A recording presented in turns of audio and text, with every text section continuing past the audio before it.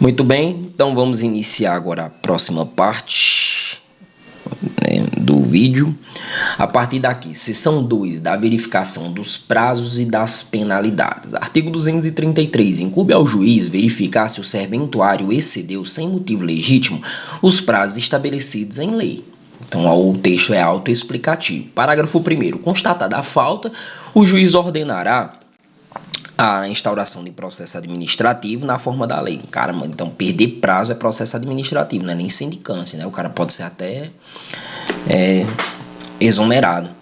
Parágrafo 2º. Qualquer das partes, o Ministério Público, a Defensoria Pública, poderá representar ao juiz contra o serventuário que injustificadamente excedeu os prazos previstos em lei.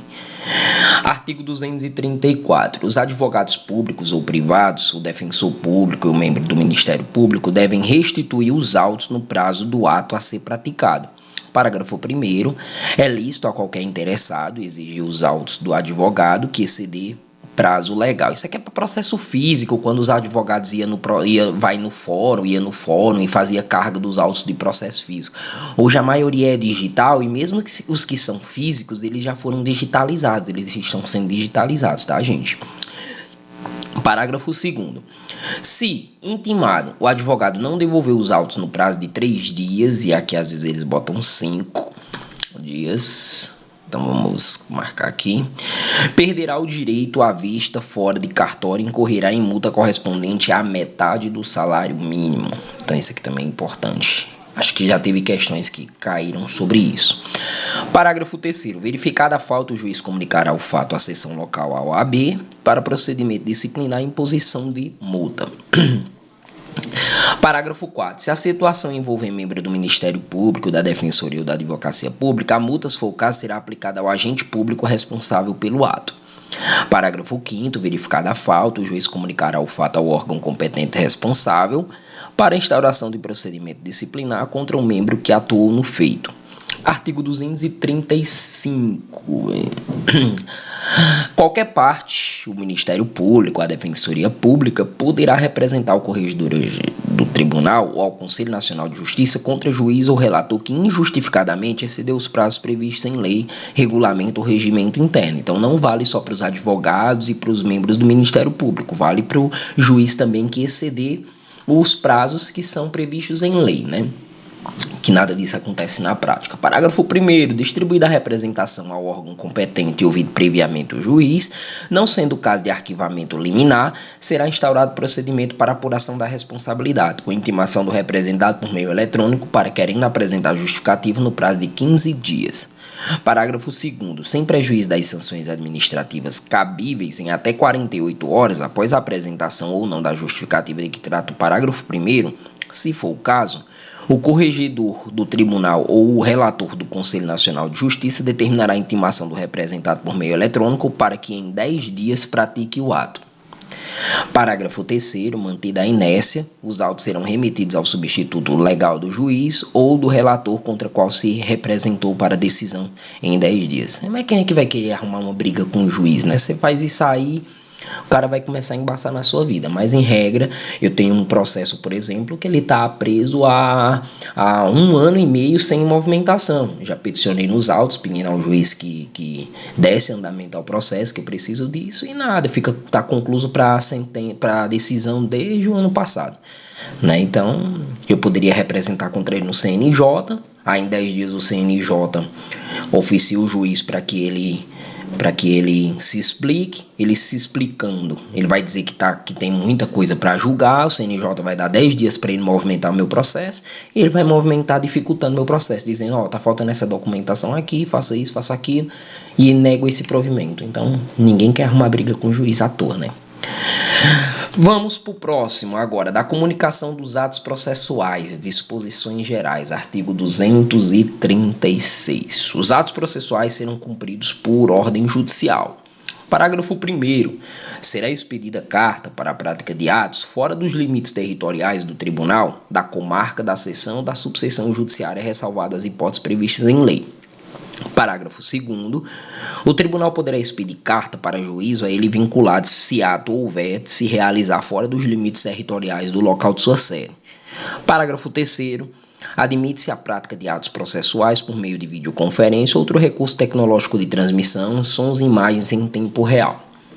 Esse assunto aqui é muito importante e ele despenca muito. Eu vou mostrar para vocês agora. Ó. Será expedido, artigo 237, será expedido carta 1. De ordem pelo tribunal, nas hipóteses do artigo 2, do artigo 236, parágrafo 2º, rogatória para órgão jurisdicional estrangeiro pratique ato de cooperação jurídica internacional relativo a processo em curso perante órgão jurisdicional, precatória para órgão jurisdicional brasileiro pratique ou determine o cumprimento na área de sua competência territorial de ato relativo a pedido de cooperação judiciária, formulado por... Eita.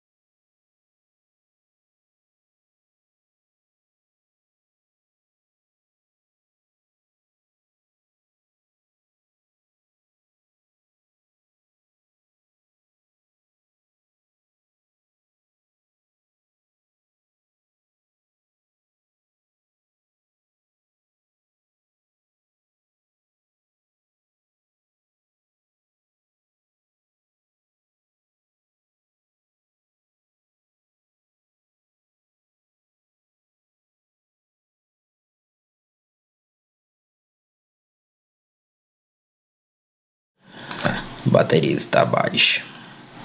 Você não está gravando aí o vídeo. Deixa eu ver. Nossa, mas ficou gravando ainda.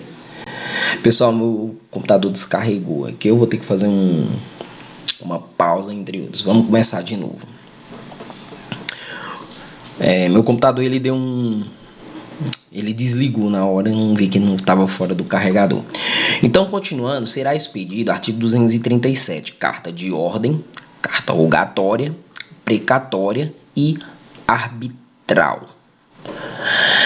A carta de ordem é uma carta do Tribunal de Justiça em que ele ordena, o Tribunal de Justiça de segunda instância manda para o Tribunal de Justiça de primeira instância, ordenando que faça algo. Então, manda mais quem pode mais. Então, se é Tribunal de segunda instância, ele não vai enviar um pedido, ele manda uma ordem para que o Tribunal de primeira instância obedeça. Tá? Então, carta de ordem é de segunda instância para primeira. Então, STJ manda uma carta de ordem para os tribunais de segunda instância dos estados. Os tribunais de segunda instância dos estados mandam uma carta de ordem para os juízes de primeiro grau. Então, é assim, quem tiver um grau acima, manda uma carta de ordem.